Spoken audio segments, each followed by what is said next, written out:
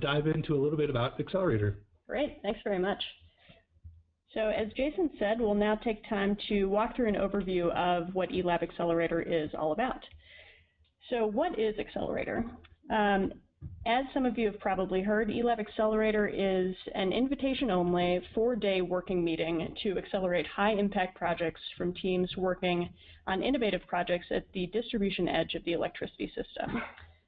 Again, this eLab Accelerator will be held May 1st through 4th in Sundance Mountain Resort in Utah.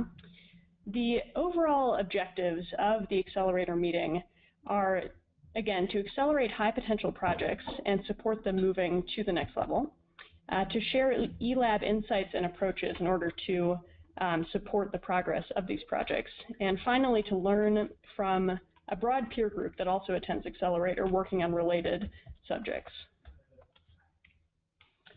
So Accelerator provides several different things to the teams that attend. So first and foremost, Accelerator provides a structured working session to make progress on the projects and initiatives that come. Accelerator also provides a rich learning experience featuring experts on the latest thinking around new utility business models and distributed energy resources in the U.S. electricity sector. Accelerator provides specific tools and training as well to teams to help them conceptualize of problems in collaborative and innovative ways, as well as providing new alliances to form explicitly a broader support network with other teams working on similar projects that teams can take away from the event. And finally, Accelerator provides a unique environment that's conducive to creativity and breakthrough ideas by being held at Sundance Mountain Resort. So I think these testimonials from past Accelerator participants are really telling in terms of speaking to the value that participants have drawn from the event. So first of all, I think what's evident from these testimonials is just the diversity of benefits that different participants gain. Some teams come and clarify their vision for their project. They gain language and tools to actually approach the work in a new and different and more transformative way. Some teams gain a new perspective on their project by being able to step back and look at their work through an objective lens. All teams have the opportunity to bring together the stakeholders that are important to the work and to have concentrated time with all the important parties in the same room. Teams will also often walk away with a plan to move forward, having turned their project from a concept into reality. And some participants even cite eLab Accelerator as being one of the best experiences of their careers. So again, I would say that looking at some of these testimonials from past participants, as well as exploring some of the specific teams and what they've accomplished, which we'll do in a little bit, is a great way to see what Accelerator can do for you. So a quick overview on the methodology that Accelerator uses. Accelerator applies the social change lab model to the questions that it works to answer. So Accelerator takes a systemic, participative, and creative and experimental approach to overcome social, dynamic, and generative complexity, which is diagrammed a bit to the right. And the bottom line here is that the problems that are trying to be solved at Accelerator are complex problems that require a really transformative problem-solving method, and we think that Accelerator does that uniquely well. So Accelerator really maximizes opportunities for meaningful project work and individual learning by leveraging several modes of working. So there's facilitated project team working sessions that really focus specifically on the project's unique biggest needs. There's also time for cross-team learning exchanges, so you can really learn from other teams that are working on similar topics, as well as learn from faculty experts that attend to discuss specific topics.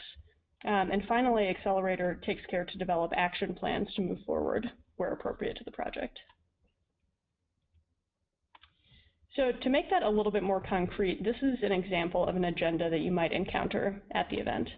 So day one, we take time to frame up the overall Accelerator approach and why we think it's useful. Day two, we take time to build a shared foundation for the projects that attend to support forward momentum, identify key questions that the project team has, and identify potential leverage points. Day three, we then move on to identify the missing voices and missing resources that are needed to really make progress, to develop solution hypotheses for moving the project forward, clarify any next steps, and also take time to get feedback from other participants on how to improve the approach. And then day four is really about making requests and offers of support and developing a concrete plan for moving the project forward. And as I've alluded to a couple of times, one key component of Accelerator that can really help a project team transcend where they were at before is the presence of Accelerator faculty. So the faculty who attend the event include diverse experts from across the electricity system that can help inform the work of project teams. So you can see a list at the bottom of the page of faculty who have attended in the past, and these are folks who have really made a huge difference in the work of the teams that they have worked with, bringing expertise in regulatory transformation, portfolio design for renewables, transition strategies for energy system change, and venture capital and electricity, among many other subjects. And finally, I think it's important to underscore that the photos that you see in this presentation and this one right here are of the Sundance Resort where the event is held. And it's intentionally at this beautiful venue with the intention of helping folks really get out of their day-to-day mindset and achieve sort of a retreat-like setting where they can really focus on the problem at hand. And so with that, I'll turn it over to my colleague Sherry to talk a bit more about Accelerator projects and project teams. Great, thanks so much, Margaret.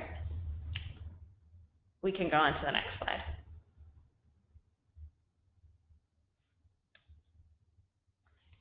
So Accelerator, as we've mentioned, is project focused. And this year at the 2018 Accelerator, there will be 12 teams. Teams are made up of between 5 and 7 people representing multiple project stakeholders and a diverse set of the folks involved in the problem trying to be solved. Projects have a clear champion and owner who will be referred to as the team champion, and that person will be our primary point of contact before, during, and after Accelerator. In order to be a good fit for Accelerator, projects must be actively under development, but that can be at varying levels of maturity. We've found that successful teams will bring together the right combination of vision, experience, knowledge, and commitment to a project that can really accelerate change for the electricity system as a whole. Slide. Great. So in general, acceptable projects will be those that are innovative, that have the potential to transform parts of the North American electricity system and are focused on distributed renewables. Specifically, 2018 projects will fall between our 4 project themes this year. The first is distributed grid infrastructure, and these are initiatives deploying least cost portfolios of DERs and utility scale renewables to complement, defer, or avoid traditional infrastructure investments. Examples of projects here might be deferring the installation of a gas peaker plant through competitive procurement of energy efficiency, renewable energy, or battery storage. It might be utility or regulatory efforts to identify integrated resource planning best practices to accommodate services and value streams of DERs, or it could be efforts related to virtual power plants. The second topic is business models and rate designs. These would be projects that are advancing the implementation of new business models and pricing mechanisms to accelerate the transformation to a low-carbon energy system, as well as enable cost-effective customer adoption of DERs. Examples here are things like rate design, compensation mechanisms like net metering reform, value of DER pricing, etc. Alternative revenue opportunities like electrification or platform fees, customer engagement programs focused on capturing new value streams from DERs, or new utility programs and initiatives. The third topic area is low and moderate income community engagement. These are projects creating solutions that empower and improve the lives of low-income households and communities through integrated DER solutions. Examples here might be utility partnerships with low-income communities to create new DER projects or other mutually beneficial business models, new business models that enable partial and/or shared community control and ownership of DERs, as well as new financing solutions for low-income communities. And the last topic area is DER adoption acceleration, which is other projects that might accelerate the adoption of cost-competitive DERs, like community-scale DER solutions, microgrid programs, planning, innovation districts, resilient infrastructure pricing and planning, 100% renewable energy commitments and action plans, as well as other things like transactive energy and new market platforms. Slide. Great. Each team at Accelerator will have a dedicated RMI facilitator who has been trained in specific facilitation skills. This person will help develop the project and project team for Accelerator after the project has been chosen, will help to prepare the project team for Accelerator, guide the work of the team while at Accelerator, and after Accelerator, continue to support the project.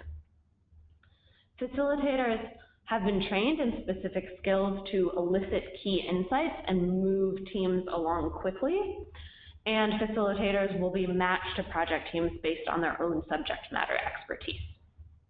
Slide. The project selection criteria is along these categories. The application is quite short, it's just 4 pages long. The first selection criteria is around project status. Projects need to be active, have some initial project activity, and a clear project future. The project statement should give us a clear understanding of the project objective, the need from Accelerator, and a clear understanding of why Accelerator would be helpful to them.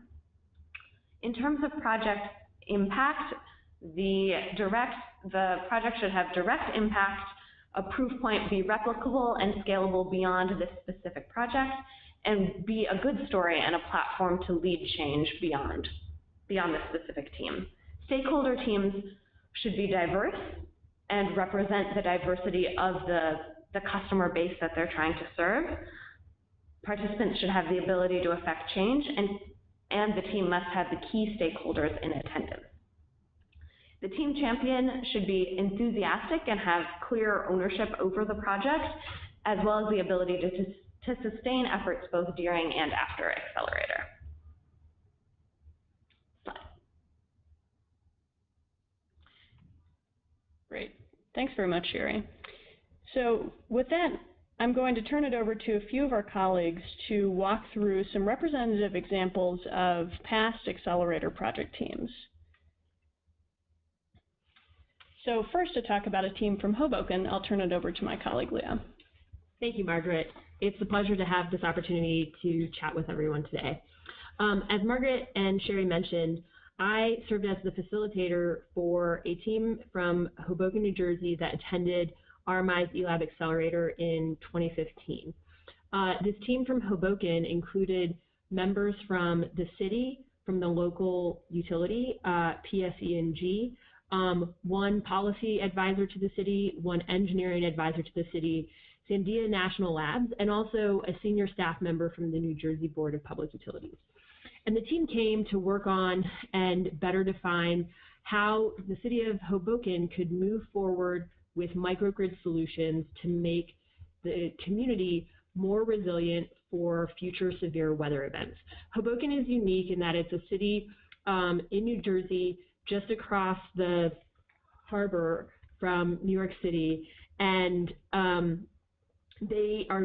city is only 1 square mile physically big, but has almost 1 million residents. And during Superstorm Sandy, the entire city was flooded and was effectively without power for 7 days, some facilities even longer than that. And in Hoboken, because of how dense of a community it is and its proximity to New York City, many of the residents don't actually have cars. And so when Superstorm Sandy took out many of the public transportation capabilities in that area, residents were left without an ability to evacuate, which means that the strategy of sheltering in place is actually particularly important to the community, and that's why they are so interested in creating microgrids for resilience in Hoboken so that they can continue to support residents who shelter in place. So the team came with some preliminary analysis that India National Labs had done, and to better understand what could they do with that analysis, what would need to be the role for the city, what would need to be the role for the utility, and how would they move forward. If we move one slide forward, you can see a little bit more clearly some of the specific things that the team identified before the event and then decided to work on at the event. So they took some time to more specifically define the barriers to microgrid deployment in Hoboken. They understood exactly what would be the roles or could be the roles for the city and for the utility. They also created several possible business models to finance and perhaps share ownership and control of the microgrid. And then they also explored what would be the legal and regulatory challenges that they would need to navigate in order to move the microgrid concept forward. So some of the things that the team has done since they attended Accelerator in 2015 include that shortly after the event, the city and the utility revised their MOU to continue collaborating and working to develop the design together for the microgrid. The New Jersey Board of Public Utilities released a staff white paper regarding the microgrid opportunity for New Jersey more broadly, and that white paper reflected many of the solutions and possible business models that the Accelerator team identified at Accelerator. As part of a road redevelopment project in Hoboken, the city laid some conduits to specifically form the backbone of the microgrid. And then the New Jersey Board of Public Utilities created a program to fund town center microgrid feasibility studies to support communities in New Jersey to specifically look at how DER microgrids could make them more resilient. And Hoboken was one of 13 cities that received preliminary funding from the New Jersey Board of Public Utilities to conduct a feasibility study. And then just this fall, Hoboken received additional DOE funding to do a second phase feasibility study to figure out how to further build out the microgrid that's shown on the slide. Wonderful. Thank you very much. With that, I'll turn it over to my colleague Mike Henshin to talk about another Accelerator team working in Oakland. Thanks, Margaret.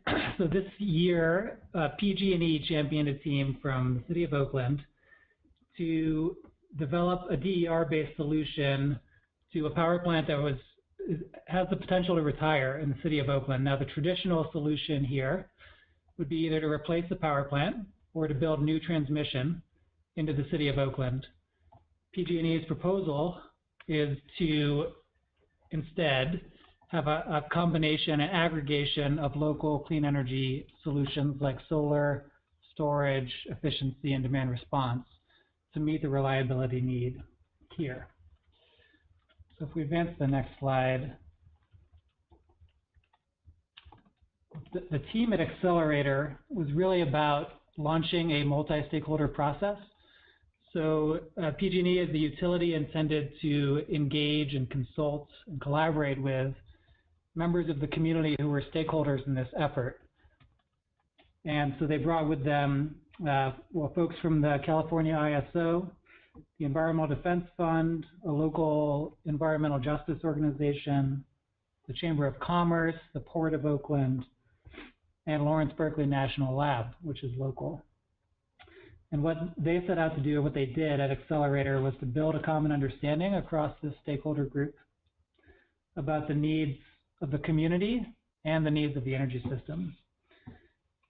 We spent a lot of time emerging the diverse priorities among the different groups and mapping out the stakeholders in the city of Oakland that they would need to engage to have a more consultative and collaborative process, and left with a timeline for major activities along two tracks, both along the formal technical development of the solution and along a more expansive stakeholder engagement process. So since Accelerator, this team has only been about 6 months since Accelerator, but they've continued this stakeholder collaboration process that they launched in Utah. So the same folks have been meeting regularly, and they've expanded that group.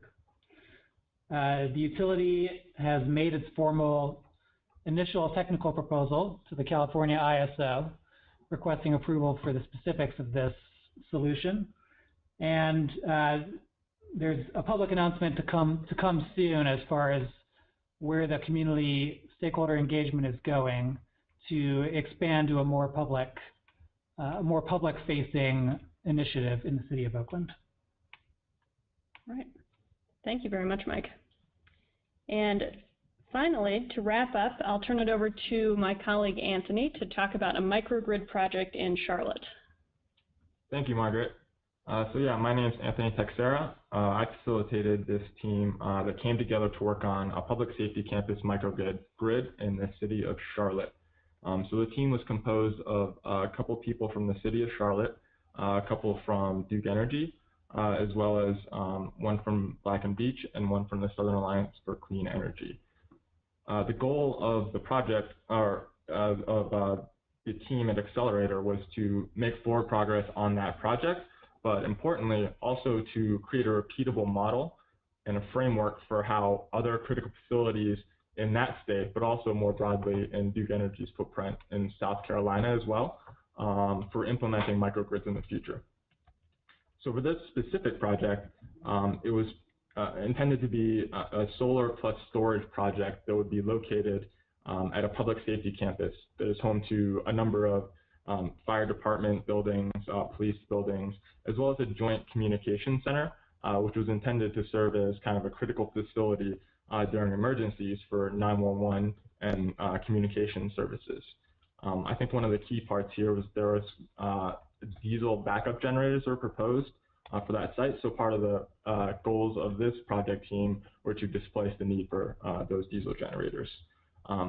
That proposed microgrid would be capable of islanding when the bulk grid went down, and then when not in emergency operations, its primary goal would be to provide grid services for Duke Energy customers more broadly. So our work at Accelerator really started out with mapping out the key stakeholders involved.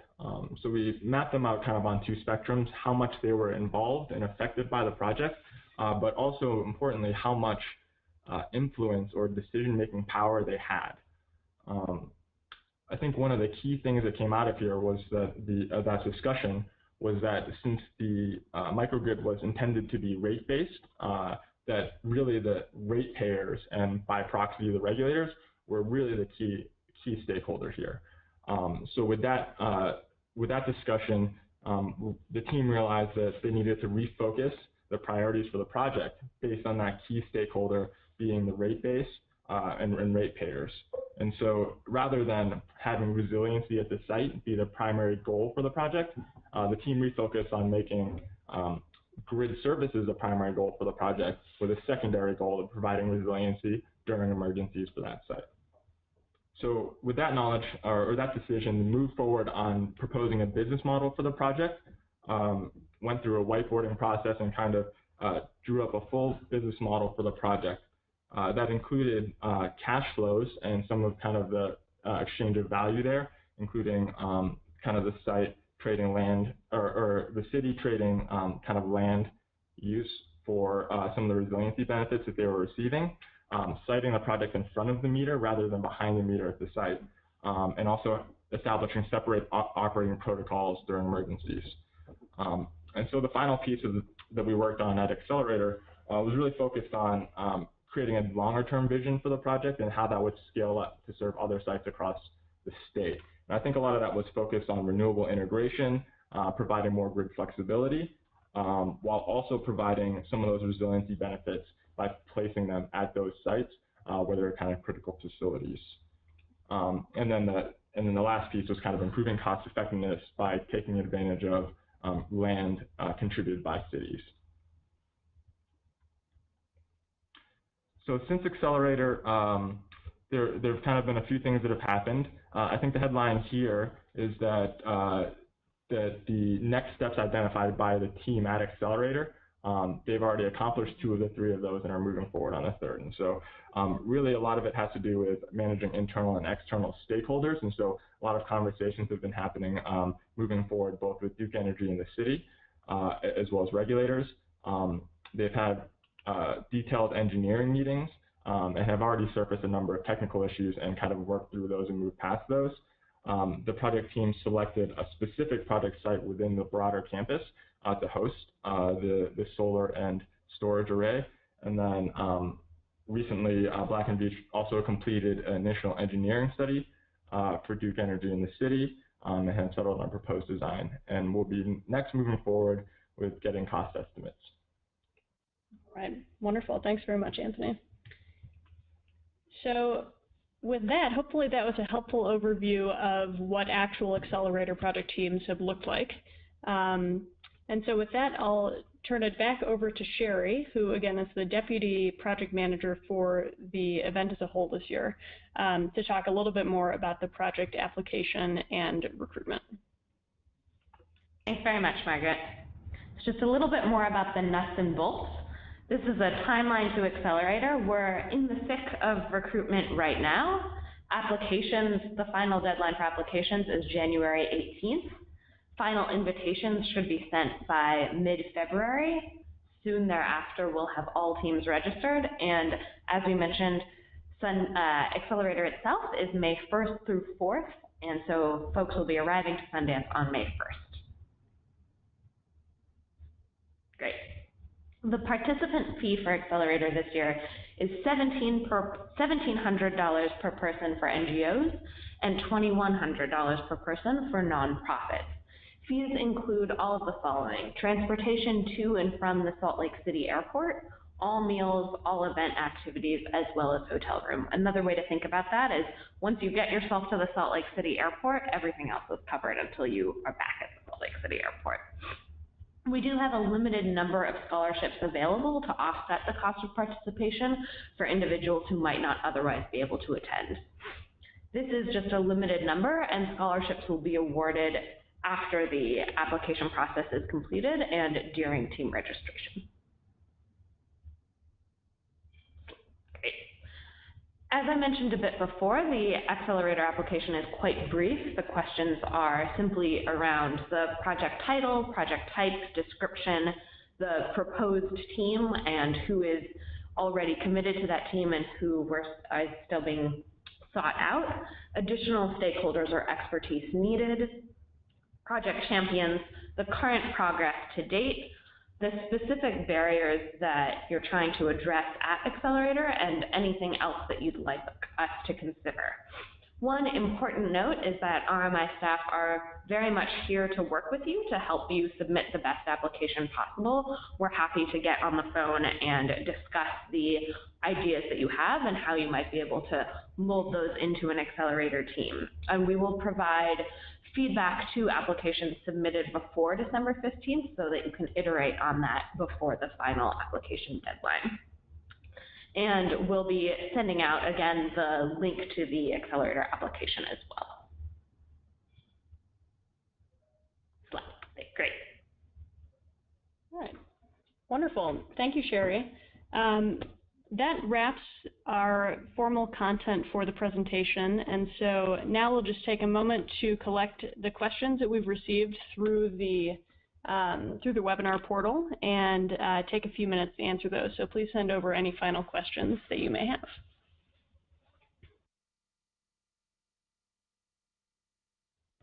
So the first question we received is if we are able to email the presentation. And the answer is yes, a recording of the webinar will be shared, including a link to download a PDF of the slides. Another question we received is whether or not there are examples of commercial entities trying to advance a new product or service that come to Accelerator.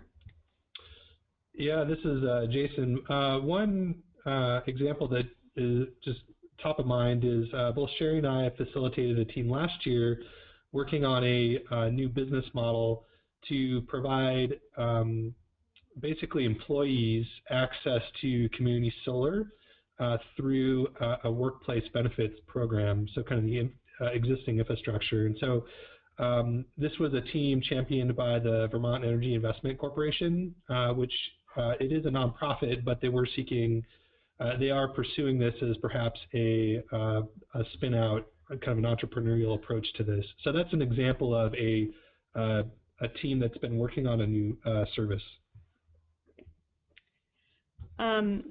Another question we received is how fully formed the teams need to be that apply to Accelerator, and whether or not there's a minimum bar for teams that apply. To that, we'd say that we encourage fully formed and committed teams to apply due to the competitive nature of the applications to the event. But that said, we'll also work with selected teams to identify and recruit remaining team members. So, for instance, if you know that having the local utility on board for your team is critical to the success of your project, or any utility, but you don't have the connection to that entity, then our team may be able to help you solidify some of those final participants to come. And then one more question we received is around kind of the specificity of the idea that you can apply with. So I have a vague idea, but I'm not sure if it's specific enough to warrant an application to Accelerator. And to that, I'd say the teams that benefit the most from eLab Accelerator are those that come to the event with a clear idea of what they want to achieve. But that said, our team is happy to get on the phone to talk through potential applications in the coming weeks. And we can definitely work with you to refine the ideas that you have into strong applications and strong problem statements. And to start the ball rolling at that, you can email me at mmccall@rmi.org, which is an email address that is included in the PDF of the webinar that we'll send. And the last question that we're looking at right now is, will you consider teams from outside the US? And so I'd say that while our primary focus is generally in North America, we are open to considering teams from outside the US that fit the recruitment categories that we're focused on for 2018. Basically, our overall aim is to convene a group of teams that can effectively learn from the faculty, the experts that we bring to the event, as well as the other teams that are in attendance. So it's about creating a group that holistically can work well together.